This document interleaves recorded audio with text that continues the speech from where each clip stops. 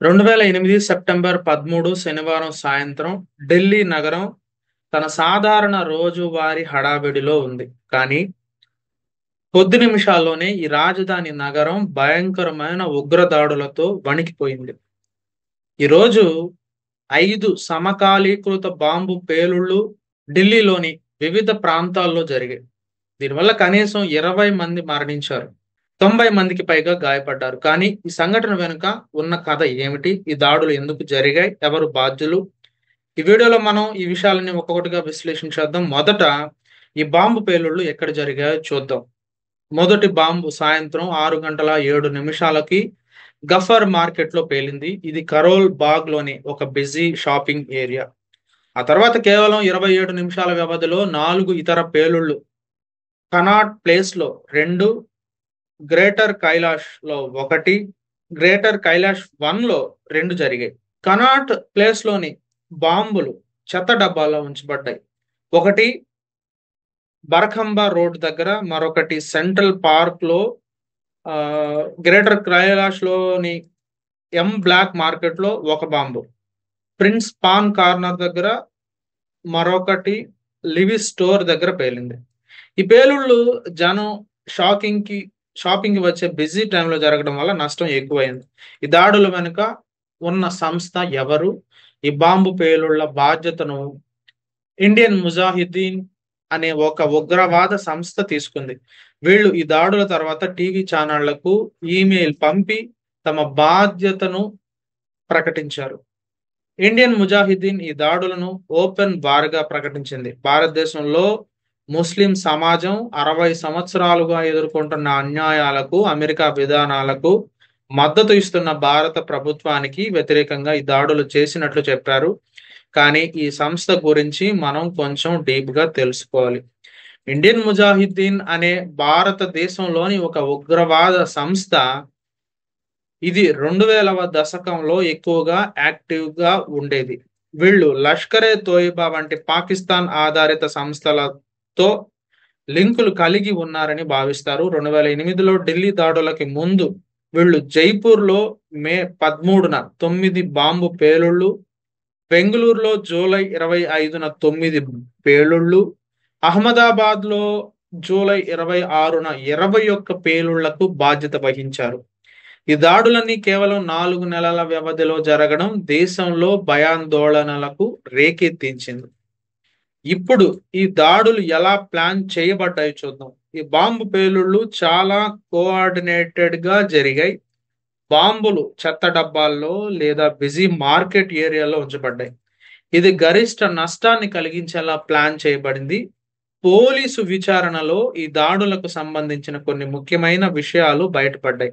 ఉదాహరణకి ఈ దాడులకు మాస్టర్ మైండ్ గా భావించిన బషీర్ అలియాస్ ఆతిఫ్ అనే వ్యక్తి ఉన్నాడు. ఈ వ్యక్తి ఢిల్లీలోని జామియా నగర్ లో ఉన్న బట్లా హౌస్ లో దాక్కున్నారు. సెప్టెంబర్ 19న ఢిల్లీ పోలీసులు బట్లా హౌస్ లో ఒక ఎన్కౌంటర్ నిర్వహించారు. ఈ ఎన్కౌంటర్ లో ఆతిఫ్ తో పాటు మరో ఉగ్రవాది చనిపోయారు. మరో 2 అరెస్ట్ అయ్యారు. ఈ ఎన్కౌంటర్ లో ఢిల్లీ పోలీసుల ఇన్స్పెక్టర్ మోహన్ చంద్ శర్మ కూడా గాయపడి ఆసుపత్రిలో చనిపోయారు. ఈ ఎన్కౌంటర్ చాలా వివాదాస్పదమైంది. కొందరు దీన్ని పోలీసులు విజయంగా చూస్తే మరికొందరు దీనిపై సందేహాలు వ్యక్తం చేశారు. ఈ దాడుల వెనుక ఉన్న కారణాలు ఏమిటి? ఇండియన్ ముజాహిద్దీన్ తమ ఈమెయిల్లో చెప్పినట్లుగా వీళ్ళు భారత ప్రభుత్వ విధానాలకు, ముఖ్యంగా ముస్లిం సమాజంపై అన్యాయాలకు వ్యతిరేకంగా పోరాడుతున్నట్లు చెప్పారు. కానీ ఇది కేవలం ఒక కోణం. ఈ దాడుల వెనుక అంతర్జాతీయ ఉగ్రవాద నెట్వర్క్లతో లింకులు, పాకిస్తాన్లోని కొన్ని సంస్థల మద్దతు కూడా ఉందని పోలీసు విచారణలో తేలింది. ఉదాహరణకి 2006 ముంబై ట్రైన్ బాంబు పేలుళ్లలో పాకిస్తానీ ఉగ్రవాదులతో పరిచయం ఉన్న కొందరు ఈ దాడుల్లో ఉన్నారని పోలీసులు గుర్తించారు. ఈ సంఘటన తర్వాత ఢిల్లీలో భద్రతా చర్యలు గణనీయంగా పెరిగాయి. రైల్వే స్టేషన్లు, మెట్రో స్టేషన్లు, ఆసుపత్రులు, బస్ టెర్మినల్స్, ఎయిర్పోర్ట్లు వంటి సున్నితమైన ప్రాంతాల్లో పోలీసుల బలగాలు మోహరించాయి. రోడ్లపై బారికేడ్లు ఏర్పాటు చేశారు. సినిమా హాళ్లు, షాపింగ్ మాల్స్, మతపరమైన ప్రదేశాల్లో తనిఖీలు కఠినతరం చేశారు. సరోజినీ నగర్ మార్కెట్ వంటి పెద్ద మార్కెట్లను మూసేసి ఖాళీ చేయించారు. సైబర్ కేఫ్ యజమానులను కస్టమర్ల వివరాలను ట్రాక్ చేయమని ఆదేశించారు. ఈ దాడుల తర్వాత సమాజంపై ఎలాంటి ప్రభావం పడింది అంటే, మొదట ఈ సంఘటన దేశవ్యాప్తంగా భయాందోళనను రేకెత్తించింది. జనం బహిరంగ ప్రదేశాలకు వెళ్ళడానికి భయపడ్డారు. ముఖ్యంగా ఢిల్లీ వంటి రాజధాని నగరాల్లో ఇలాంటి దాడులు జరగడం ప్రజల్లో అభద్రతా భావాన్ని పెంచింది. అదే సమయంలో ఈ దాడులు భారత ప్రభుత్వాన్ని ఉగ్రవాదాన్ని ఎదుర్కొనే విషయంలో మరింత కఠిన చర్యలు తీసుకోవడానికి ఒత్తిడి తీసుకొచ్చాయి. ఈ సంఘటనలో ఒక ముఖ్యమైన కోణం ఏమిటంటే, ఒక యువకుడు రాహుల్ అనే వ్యక్తి ఈ దాడులను చేయించడంలో పోలీసులకు సహాయం చేశాడు. రాహుల్ అప్పటికి 11 ఏళ్ల వయసులో బరకంబ రోడ్డు దగ్గర ఒక చెత్త డబ్బాలో బాంబు పెట్టిన ఇద్దరు వ్యక్తులను చూశాడు. అతను పోలీసులకు ఆ వ్యక్తుల స్కెచ్లు గీయడంలో సహాయం చేశాడు. దీనివల్ల పోలీసులు కేవలం 3 గంటల్లోనే అనుమానితులను అరెస్ట్ చేయగలిగారు. రాహుల్ కి ఈ ధైర్యం కోసం ప్రెసిడెంట్ నేషనల్ బ్రేవరీ అవార్డు లభించింది. కానీ దురదృష్టవశాత్తు రాహుల్ తర్వాత జీవితంలో చాలా ఇబ్బందులు ఎదుర్కొన్నారు. ఇది మన సమాజంలో హీరోలను ఎలా చూస్తామో ఆలోచించేలా చేసింది. ఈ దాడుల తర్వాత దర్యాప్తు ఎలా సాగింది అంటే, ఢిల్లీ పోలీసులు, ఇతర భద్రతా సంస్థలు ఈ కేసును చాలా సీరియస్ గా తీసుకున్నాయి. సెప్టెంబర్ 23న ముంబై, ఉత్తరప్రదేశ్లలో నుండి మరో 5 అనుమానితులను అరెస్ట్ చేశారు. వీళ్ళు ఇండియన్ ముజాహిదీన్ యొక్క థింక్ ట్యాంక్లలో భాగమని పోలీసులు భావించారు. అక్టోబర్ 4న వీళ్ళు 12 రోజుల పోలీసు కస్టడీకి పంపారు. ఈ దర్యాప్తులో ఈ ఉగ్రవాదులు 2006 ముంబై ట్రైన్ బాంబు పేలుళ్లలో కూడా పాకిస్తానీ గుర్తింపుతో పనిచేశారని తేలింది. ఈ సంఘటనలో మరణించిన వారి సంఖ్య గురించి కూడా కొంత గందరగోళం ఉంది. కానీ రిపోర్టులు 20 మంది మరణించారని, మరికొన్ని 30 మంది మరణించారని చెప్పాయి. గాయపడిన వారి సంఖ్య 90 నుండి 135 వరకు మారుతూ ఉంది. ఈ విభిన్న రిపోర్టులు ఆ సమయంలో సమాచారం సేకరణలో ఉన్న సవాళ్లను చూపిస్తాయి.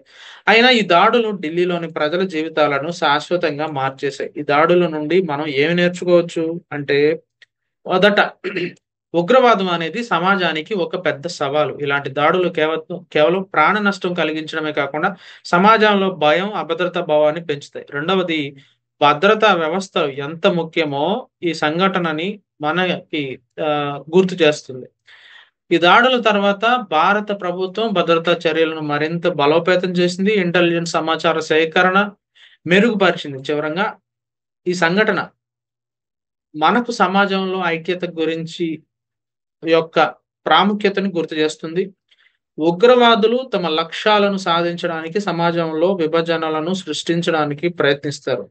కానీ మనం ఒక్కటిగా నిలబడితే ఇలాంటి దాడులను ఎదుర్కొనే శక్తి మనకి ఉంటుంది.